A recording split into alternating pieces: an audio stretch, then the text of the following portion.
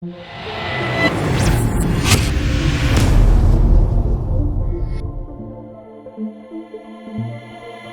you need love, we'll be there.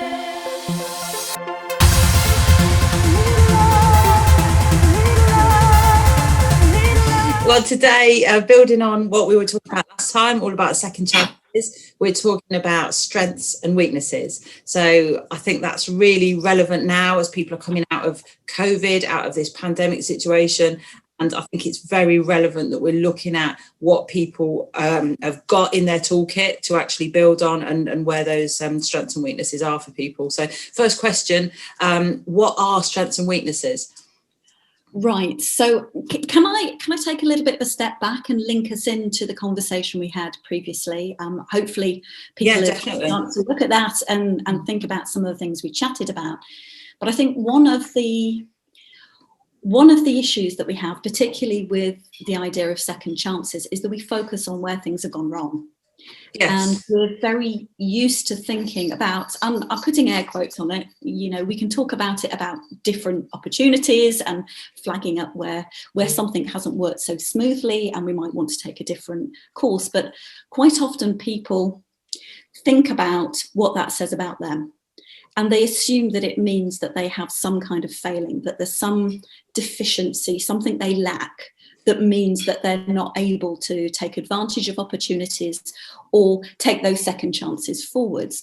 And like we talked about last time, the idea there is perhaps sometimes you get trapped in fear about what's going to happen next, or history repeating itself, and you become what's called a self-fulfilling prophecy. It's almost like you're concentrating so hard on the failure that you don't see where you've succeeded, and you don't have a chance to grow.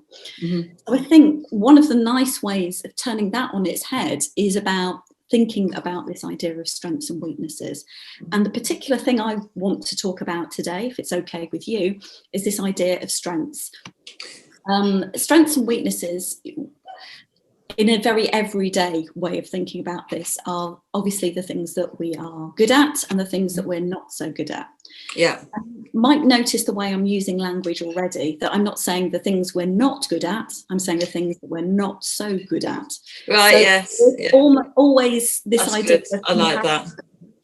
And humans are really harsh when we compare ourselves to what we hold as being the ideal. So we set these things on kind of pedestals and saying, I must be like this, I must be a size 8, or I must have, a Nobel Prize, or I'm being flippant, obviously, but it's true. It's very true. People really do that. I mean, people measure themselves against other people, and also against these sort of fake ideas that they've got about when certain things should happen, what ages should happen, and it's very unhelpful, isn't it? Really is. It absolutely is, and can get you into this really negative spiral. Where you're constantly comparing yourself against what you think you should be.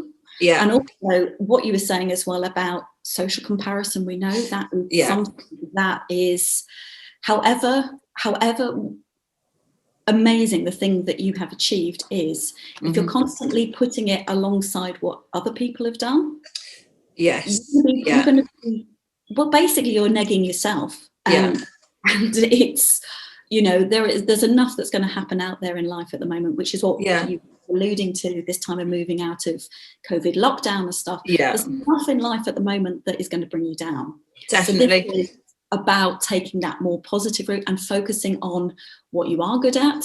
And also about how you can improve, not focusing on what you lack or what you're not good at. And I think the celebration of things that you have achieved is so important, isn't it? Because that is what gives the energy to actually move forward to the next stage. But when people always see things as a stopgap, I think, sometimes with degrees, you're sort of thinking, it's, I'm going to get this degree and then I'm going to get a job, rather than actually thinking that is a wonderful thing in itself to enjoy and to really get every single moment out of. I think as humans, sometimes we do that, don't we? We're always sort of moving on to that next step. And thinking about the next thing, but also looking around and seeing what happens for everybody else. This thing is amazing. And focusing in on that and really enjoying that moment. Absolutely. and really, we're almost conditioned to not big ourselves up as well, not to say, I've just achieved something really great. Yeah. You can be as modest or as quiet and introverted as you like. You don't have to be blowing, your own trumpet, but you can be saying, this is a really good thing.